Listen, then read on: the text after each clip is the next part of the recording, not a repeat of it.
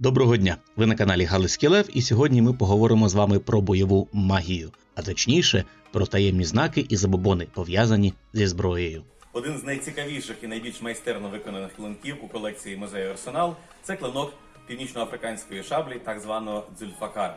Це культова зброя, і по легенді цей меч сам пророк Мухаммед відбив у джина і подарував своєму брату. І був це меч незвичний, адже мав два леза. Варто зазначити, що оце розпливчате два леза самі мусульмани в різні періоди інтерпретували по-різному.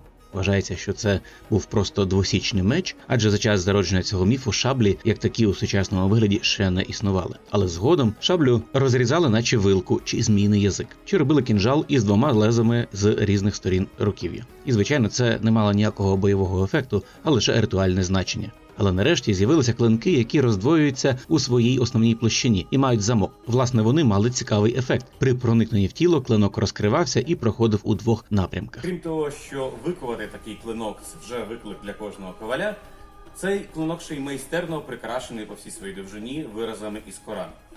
І одного разу моя колега, яка працює в історичному музеї і займається перською філологією, досліджує написи на шаблях і обладунках, сказала мені про цей клинок таку фразу: його не варто брати до рук, адже на ньому прокляття, чи радше закляття.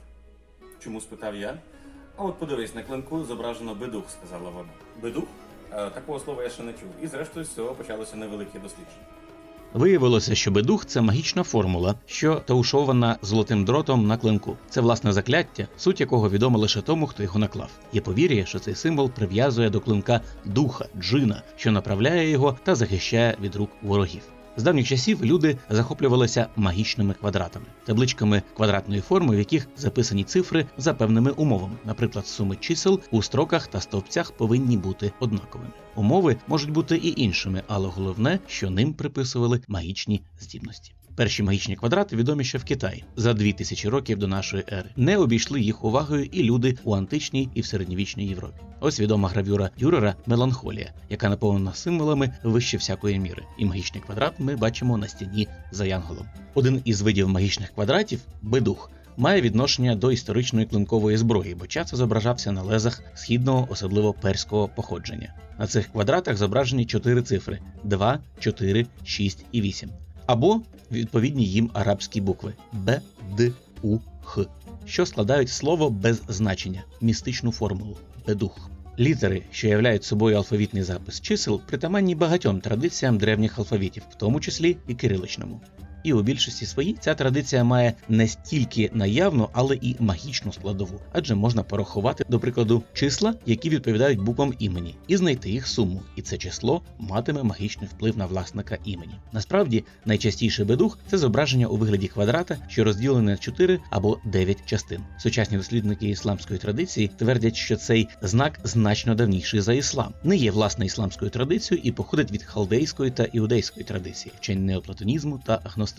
Цей знак любили на Сході і таврували їм не тільки клинки, але й листи чи мішки з товаром. Вважається, що такі речі знаходяться під захистом духа-охоронця. Сам по собі квадрат є божественним символом, моделлю ідеальності творіння, світопорядку. Рівність його сторін символізує безсмертя, а прямі кути – божественну силу. Парні цифри 2, 4, 6, 8 вважаються щасливими і служать для реалізації доброго задуму. Непарні 1, 3, 5, 7 та 9 служать для злого задуму. Відповідні букви В, Х, А, Б, тобто Вахаб, що означає щедрий, одне з імен Аллаха. Букви Ф, Т, А, Х складають слово Фатах, той, що дарує перемогу. Ці формули можуть повторюватися на зброї по декілька разів для посилення магічного ефекту. Тож клинки із бедухами вважалися магічними.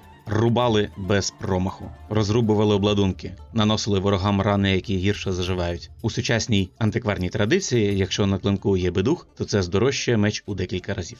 Окрім рідких бедухів та звичайного рослинного орнаменту, мусульмани часто прикрашали свою зброю виразами з Корану, деколи цілими сурами. У збірці Львівського музею Арсенал є декілька клинків, повністю вкритих такими написами, як, зокрема, оцей кінжал, чи шабля багато прикрашена напівдорогоцінним камінням. Також ці написи наносилися на обладунки. Але оскільки арабські написи дійсно здорожчували ціну клинка, ще у древні часи європейські зброярі навчилися підробляти їх. Часто вони наносили на клинок імітацію напису, яка не мала жодного значення, саме для тих покупців, які не розбираються у арабських мовах. Можна сказати, що це був абібас того часу. Але у всі віки, у всіх країнах люди були досить забобонними. І своїм обладункам, своїй зброї, з якими вони йшли в бій, вони довіряли своє життя. Тож завжди люди прикрашали ці речі магічними символами, талісманами, які би їх додатково захистили і привернули увагу Бога чи святих на їх сторону. Зокрема, в цій вітрині ми бачимо меч часів хрестових походів 13 століття, на якому висічено хрест біля п'ятки клинка.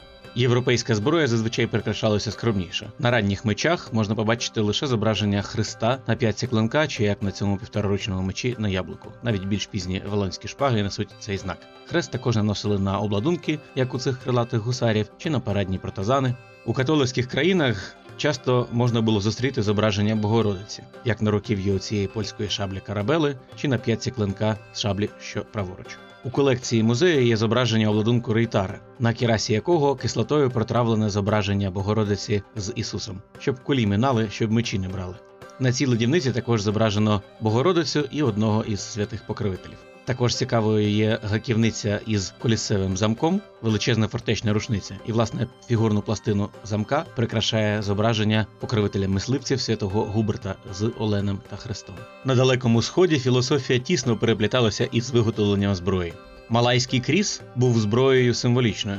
Крива частина клинка символізувала дорогу по життю від поганих до добрих подій. Вістряж показувала пряму дорогу до смерті. Візерунки та зубці біля п'ятки клинка коваль протравлював кислотами, що при вдиханні викликали галюцинації. І в ті часи уявляли, що коваль-шаман спілкується із духами. Важку китайську шаблю дао прикрашає зображення духа дракона, який помагає у бою. А нагрудник японського самурая, зроблений уже по європейській моді, прикрашений стилізованим під іерогліфи написом із санскриту. Це ім'я суворого божества, воїна Фудомьо, який вселяє благовійний трепет, у воді не тоне, у вогні не горить. Такий собі захисник воїна, що знаходиться у цьому обладунку. Небесні сили прикрашали і важку вогнепальну зброю. Майстер Іван Полянський у 18 столітті виготовив у Львові цілу серію гармат, які називали апостолками. Ці гармати вагою близько 50 кг на люфах прикрашають зображення біблійських апостолів та Іоанна Хрестителя. У сучасній традиції історичної реконструкції зброю чомусь рідко прикрашають подібними символами. Можливо, через те, що на лицарських турнірах зброя часто ламається і є розхідним матеріалом. Або для серйозної реконструкції виготовляється точна копія зброї, що є великою рідкістю. У фехтуванні хеми, як є реконструкцією бойових технік середньовіччя, наша тренувальна зброя є однотипною. І у клубі Оберкрікшняк, щоб розрізняти мечі, ми також прикрашаємо їх власними символами, особистими гербами чи відмітками, а деколи цілими латинськими написами, що відповідають характеру їх власника. Канал вдячний Львівському історичному музею за можливість оглянути колекцію, і вам, шановні глядачі, за перегляд, лайк та поширення цього відео у своїх соціальних мережах та серед своїх друзів. Дякуємо за увагу і до наступних зустрічей!